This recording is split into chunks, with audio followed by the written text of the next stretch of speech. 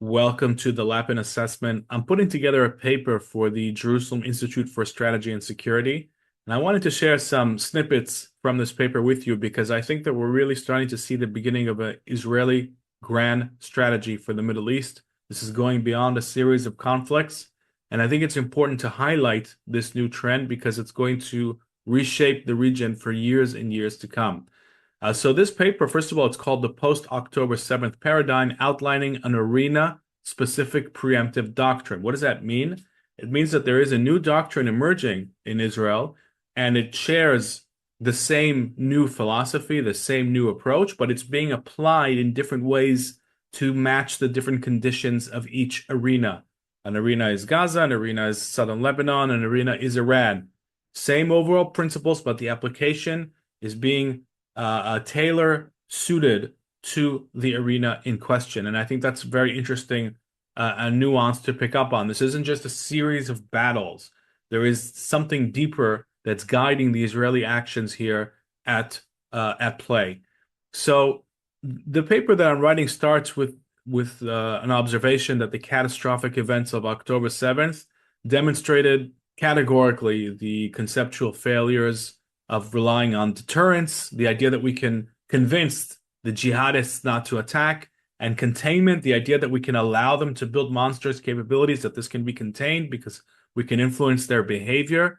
So doing that against ideologically motivated jihadist actors is obviously a recipe for disaster, as we have learned so painfully on October 7th. So what is taking the place of these concepts? That's the big question. Instead of deterrence boosting rounds of conflicts, that's what we were dealing with until now. The new paradigm, first of all, takes as a given that the enemy intention is to eradicate the state of Israel. Let's put that on the table. There's no more discussions about what their intentions are. Everything they declare that they want to do, they mean it. So we can stop trying to get into their heads, stop trying to analyze their intentions. The only question is if they're allowed to build up capabilities is when they would attack. And that's not something that I think can actually be predicted. So the whole exercise of trying to get into their heads is a futile exercise once we accept that they're serious about their ideological and fundamentalist jihadist intentions. We don't have to start guessing beyond that. That's enough information. That's enough. We don't need to keep going into their heads, in my view. So what are we looking at? We're looking at, first and foremost, at the first level, and it's only the first level, but it's the basis for everything else. It's their capabilities. But after that, after their capabilities are removed, the next stage is a kind of regime change on Israel's borders. And I'm going to detail this in a second. So let me explain the relationship between capability removal and regime change. So let's start with Gaza and southern Lebanon. Afterwards, we'll get to Iran, where the situation is different because of various factors. So before October 7th in Gaza, we all know that the border was lightly manned. The whole system, the defense system, was relying on technological barriers and sensors, and all the failed assumptions that I just described were at play.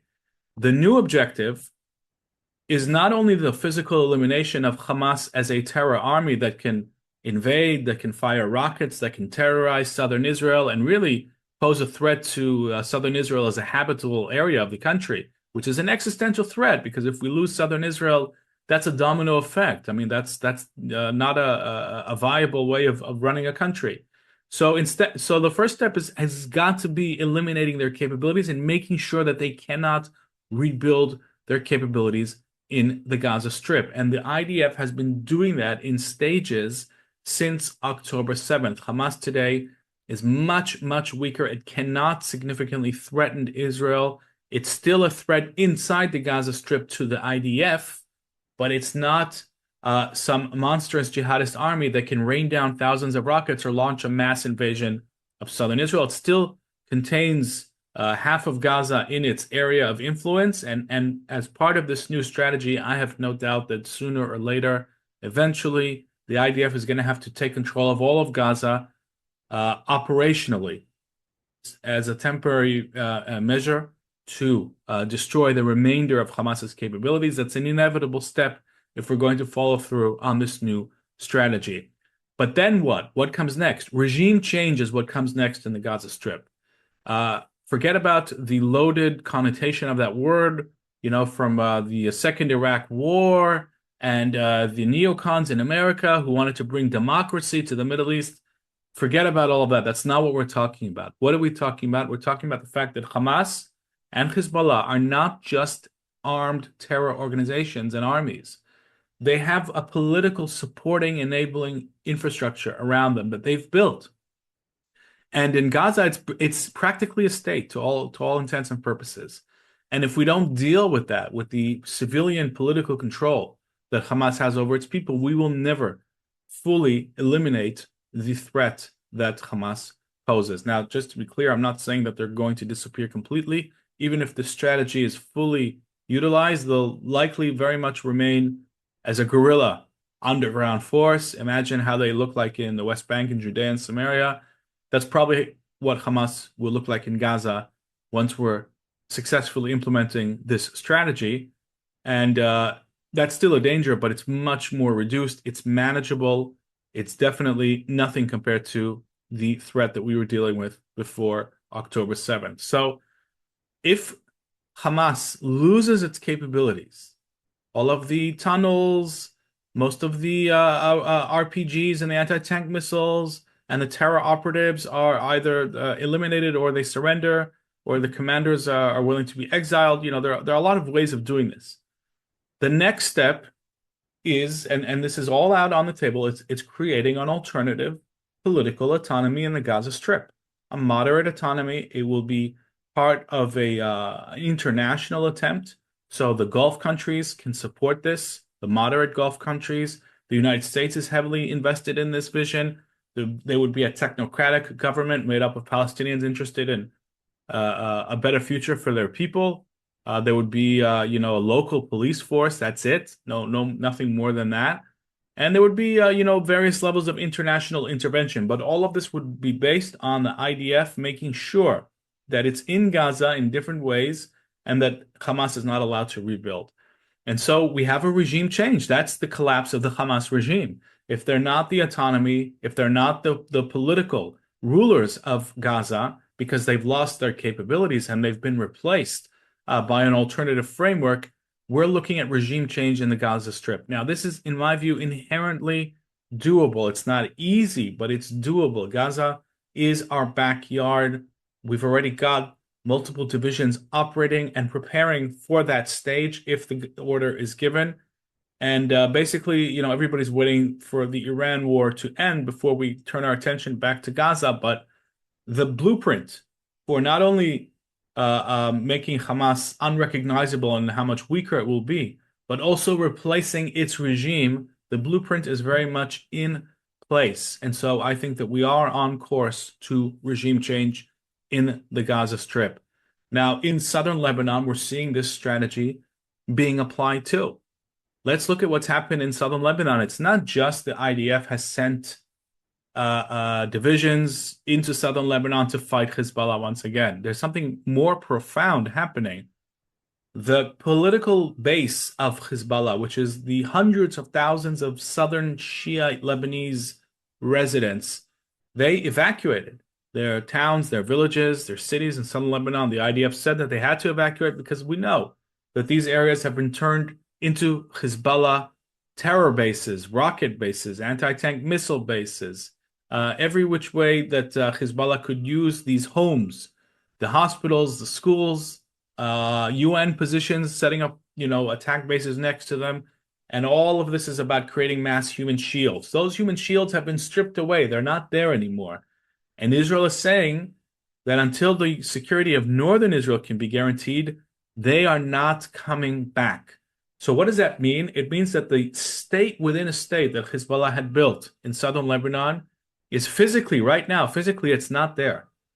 Now, if after this conflict in Lebanon, everything's allowed to go back to the way it was before March 2nd, before Hezbollah fired rockets at Haifa and started this phase of the war, then there will be no strategy. Then we're going to go right back to rounds. But if the civilian political state within a state, the shadow state that Hezbollah had built, is not allowed to reform in southern Lebanon, and Israel holds in varying degrees the security zone in southern Lebanon that it has established, and tells the Lebanese government, look, if you want this in your sovereignty, and we want it in your sovereignty too, prove that you can take on Hezbollah now. Show us. Show us. Take on Hezbollah in Beirut. Use your army. Stop bullshitting us. Stop telling us that you've disarmed Hezbollah in southern Lebanon when you haven't. Stop saying you scanned villages and took away some weapons when you don't go into the homes where Hezbollah has been storing, weapons for its own plans to massacre northern Israelis. Prove it. If you can prove it, you'll get southern Lebanon. And there's nothing Israel wants more. And guess what? I wouldn't rule Lebanon out so quickly, because once Hezbollah is weakened further and further by this conflict, and they are weaker. They are getting weaker every time that they go head to head with Israel. They emerge weaker. It's a process. The weaker they get, the more tempted, in my view, the Lebanese government will be to send its army to take on Hezbollah. Now, there are lots of pitfalls. There are lots of ways that this can go sideways. There are lots of dangers in this, especially for Lebanon itself, including the possibility of a civil war. But there's also a real possibility that Hezbollah could find itself surrounded, isolated, facing a new Lebanese state that refuses to accept the Iranian hijacking of Lebanon, a new Israel that refuses to accept that, and a Syria which is hostile to them because there's a new Sunni leadership that has been fighting these Shiite fundamentalists for many years. Never mind that the new rulers of Syria are themselves Sunni fundamentalists. We'll get to that in another conversation probably. But the fact is that Hezbollah's strategic situation means that there's a possibility to begin regime change in southern Lebanon. And by regime change, I am talking about replacing the shadow state in southern Lebanon, the Iranian Shiite shadow state that has been operating like a cancer, using Lebanon as a host in order to attack Israel. There is a real chance that this reality could now start to shift. So you're seeing the capabilities of Hezbollah, just like in Gaza, the capabilities of Hamas leading to regime change. You can see the capabilities of Hezbollah being degraded across the board, and that can open the door to a kind of regime change in southern Lebanon. And we're identifying the alternative framework here as the Lebanese government itself. And until that they can prove that they're doing that, Israel will hold sections of southern Lebanon. That, in my view, it's not an easy strategy, but it's a viable strategy. It's something I think that can lead to new realities on the ground. And just like in Gaza, we're not saying here that Hezbollah is going to disappear.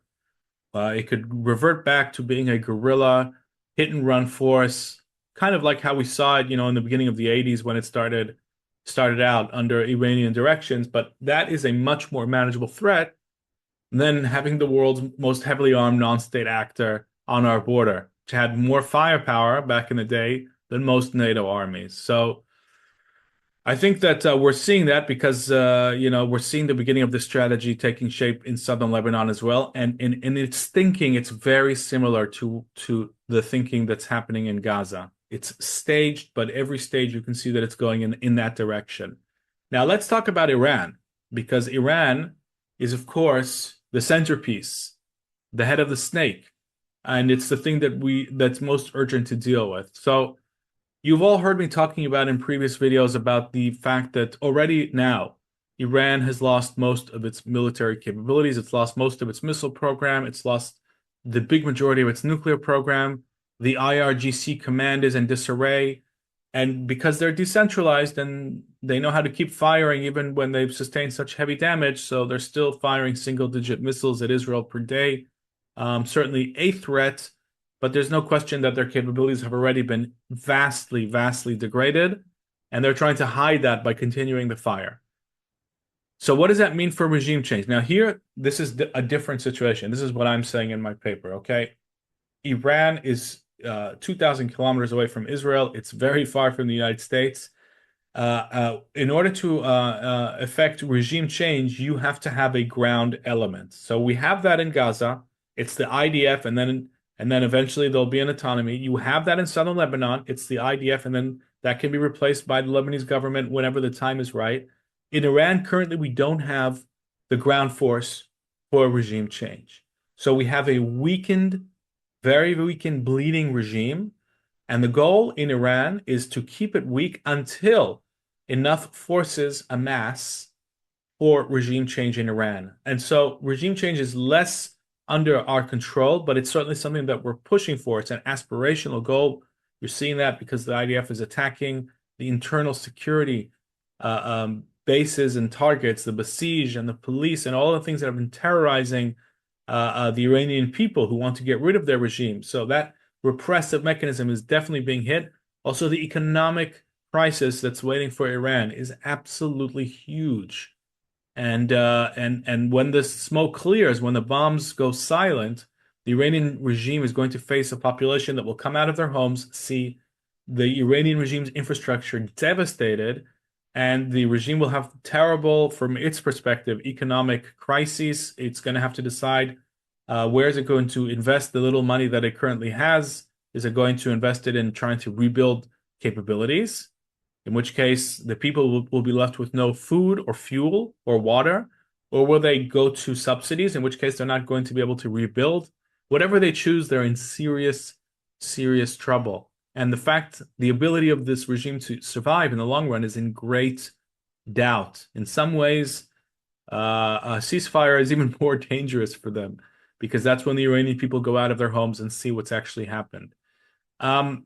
So the goal in Iran, the strategic goal, is to keep the regime weak after this war, to make sure that it cannot rebuild its capabilities. It cannot once again project its ideology and its power across the region. It cannot export the Islamic Revolution. That's what it was all about, exporting the Islamic Revolution with missiles, with money for proxies, with the nuclear program that was supposed to create a shield around this whole axis. Iran will not be able to do that even if it survives. It will not be able to project its power like it did in the past. So it's going to be rolled back, and that's going to create internal crises. So the goal here is to keep the regime bleeding and paralyzed and weak until it falls. In the best case, it falls soon. In the worst case, it remains weak until it falls later. Now, when you add all of this up together, you are looking at a strategy for reshaping the Middle East. And this will have a direct effect on the moderate actors. The more they see that the jihadists are growing weaker, the more emboldened they will become. We are already seeing the signs. Look at the Gulf states urging the Trump administration to keep going. They've lost. They're no longer deterred by Iran as they were in the past. They're still somewhat hedging, it's true, but not like in the past. And the fact that the Lebanese government is openly blaming Hezbollah and Iran for that war. You're seeing the emergence of new players in the region. This is something that Gidi Harari said in one of our previous podcast episodes, and I think it's very interesting to note that and to not only look at what has been happening, but to also look for signs of a new reality. It's just happening gradually. It's happening slowly. But these are the main strategic goals that I can see of this overall war. It's not only about military action, but military action has got to be the first step, because if you don't reduce the military power of our adversaries, then you cannot get to the next stage, which is a rebalancing of the strategic situation in favor of Israel, in favor of the moderate Arab and Muslim elements in this region, whether they're in the Gulf, whether they're inside Iran. You cannot get to that rebalancing if you don't start with the military capability degradation. So they're directly linked. And anybody who tries to bypass the military story is simply not, I think, connected to reality. Look, I'll leave it here. I've got more to say, but I've got a pretty busy work day. I'm going to be at I-24 later today. This paper, my JISS paper, will probably be published in the coming days. So I will link it in a future post. Thank you so much for watching. Please sign up to a paid tier so that you can support my work. I appreciate all of your messages, all of your engagement. Lapin Assessment is only growing from day to day. Share the emails, share the posts, share the links, share the YouTube clip if you're watching this on YouTube or the Spotify, and I will catch you on the next episode.